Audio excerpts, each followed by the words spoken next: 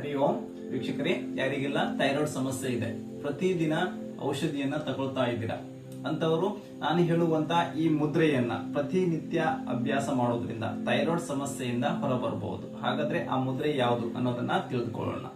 ದೈನಂದಿನ ಜೀವನದ ಆರೋಗ್ಯಕ್ಕಾಗಿ RR ಯೋಗ ಡೈಲಿ ಲೈಫ್ ಚಾನಲ್ ನಿಮ್ ಜೊತೆ ನಾನು ಗಣೇಶ್ ಶ್ರೀಕಾಂತ್. ವೀಕ್ಷಕರೇ, ಇವತ್ತಿನ ಈ ವಿಡಿಯೋದಲ್ಲಿ ಥೈರಾಯ್ಡ್ ಸಮಸ್ಯೆಯನ್ನ ನಿವಾರಣೆ ಮಾಡಿಕೊಳ್ಳಲು ಸಹಾಯ ಮಾಡುವಂತ 5 ಮುದ್ರೆಯನ್ನ ಅಭ್ಯಾಸ ಮಾಡೋಣ. ನಾನು ಹಿಂದಿನ 2 ವಿಡಿಯೋಗಳಲ್ಲಿ ಆಸನ ಮತ್ತು ಪ್ರಾಣಾಯಾಮದಿಂದ ಥೈರಾಯ್ಡ್ ಸಮಸ್ಯೆಯನ್ನ ಯಾವ ರೀತಿಯಾಗಿ ನಾವು ನಿವಾರಣೆ ಮಾಡ್ಕೊಳ್ಬಹುದು ಅನ್ನೋದನ್ನ ಹೇಳಿದ್ದೆ. ಆ ವಿಡಿಯೋ ಬೇಕಾದ್ರೆ ನಾನು ಎಂಡ್ ಸ್ಕ್ರೀನ್ ನಲ್ಲಿ ಹಾಕಿರ್ತೀನಿ, ನೋಡ್ಕೊಳ್ಬಹುದು. ಇವತ್ತಿನ ಈ ವಿಡಿಯೋದಲ್ಲಿ ನಾವು 5 ಸರಳವಾದ ಮುದ್ರೆ ಅಭ್ಯಾಸ ಮಾಡ್ತಾ ಥೈರಾಯ್ಡ್ ಸಮಸ್ಯೆಯಿಂದ ಹೊರಬರಬಹುದು ಅನ್ನೋದನ್ನ ನಾವು ತಿಳಿದುಕೊಳ್ಳೋಣ. ಈಗ ಮೊದಲನೇ ಮುದ್ರೆಯನ್ನ ಅಭ್ಯಾಸ ಮಾಡೋಣ. ಥೈರಾಯ್ಡ್ ಸಮಸ್ಯೆಯನ್ನ ನಿವಾರಣೆ ಮಾಡಿಕೊಳ್ಳಲು ಸಹಾಯ ಮಾಡುವಂತ ಮೊದಲನೇ ಮುದ್ರೆ ಚಿನ್ಮುದ್ರೆ. ಚಿನ್ಮುದ್ರೆ ಯಾವ ರೀತಿಯಾಗಿ ಅಭ್ಯಾಸ ಮಾಡಬೇಕು ಅನ್ನೋದನ್ನ ತಿಳಿದುಕೊಳ್ಳೋಣ. ಚಿನ್ಮುದ್ರೆ ನಿಮ್ಮ ತೋರು ಬೆರಳು ಮತ್ತು ಹೆಬ್ಬೆರಳನ್ನ ಜಾಯಿನ್ ಮಾಡಬೇಕು. ಇದು ಚಿನ್ಮುದ್ರೆ. ಈ ಮುದ್ರೆಯನ್ನ ಈ ರೀತಿಯಾಗಿ ಇಟ್ಕೊಂಡು ನೀವು ಮಿನಿಮಮ್ 30 ಮಿನಿಟ್ ಅಭ್ಯಾಸ ಮಾಡಿ. ಈ ಮುದ್ರೆಯನ್ನ ಅಭ್ಯಾಸ ಮಾಡೋದ್ರಿಂದ ನಿಮ್ಮ ಮನಸ್ಸು ಶಾಂತವಾಗತ್ತೆ, ಹಾಗೆ ನಿಮ್ಮ ಥೈರಾಯ್ಡ್ ಸಮಸ್ಯೆಯನ್ನ ನಿವಾರಣೆ ಮಾಡಿಕೊಳ್ಳಲು ಸಹಾಯವಾಗುತ್ತೆ. ಇದು ಮೊದಲನೇ ಮುದ್ರೆ. ಈಗ ಎರಡನೇ ಮುದ್ರೆಯನ್ನ ಅಭ್ಯಾಸ ಮಾಡೋಣ. ಎರಡನೇ ಮುದ್ರೆ ಶಂಖ ಮುದ್ರೆ. ಶಂಖ ಮುದ್ರೆಯನ್ನ ಯಾವ ರೀತಿಯಾಗಿ ಅಭ್ಯಾಸ ಮಾಡಬೇಕು ಅನ್ನೋದನ್ನ ತಿಳಿದುಕೊಳ್ಳೋಣ. ನಿಮ್ಮ ಎಡಗೈ ಹಸ್ತದ ಒಳಗಡೆ ನಿಮ್ಮ ಬಲ ಹೆಬ್ಬೆರಳನ್ನ ಈ ರೀತಿಯಾಗಿ ಇಟ್ಕೊಳ್ಬೇಕು. ಅದಾದ ನಂತರ ಎಡಗೈನ 4 ಬೆರಳನ್ನ ಈ ರೀತಿಯಾಗಿ ಮಡ್ಚ್ಕೊಳ್ಳಿ.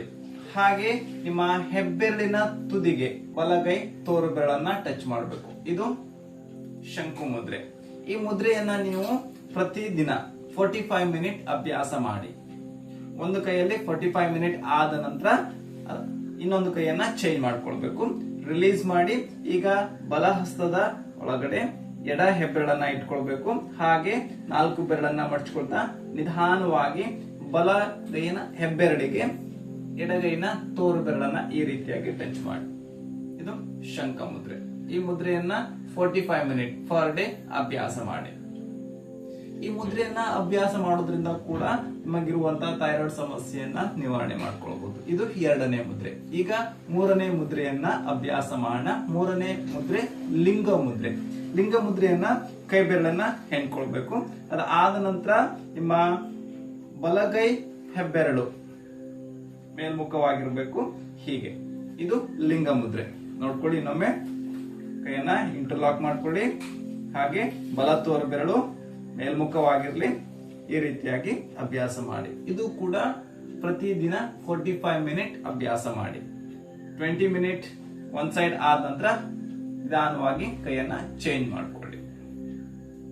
ಆದಷ್ಟು ಪ್ರತಿಯೊಂದು ಮುದ್ರೆಯನ್ನ ನೀವು ಸಾಧ್ಯವಾದಷ್ಟು ಹೊತ್ತು ಕುಳಿತು ಅಭ್ಯಾಸ ಮಾಡಿ.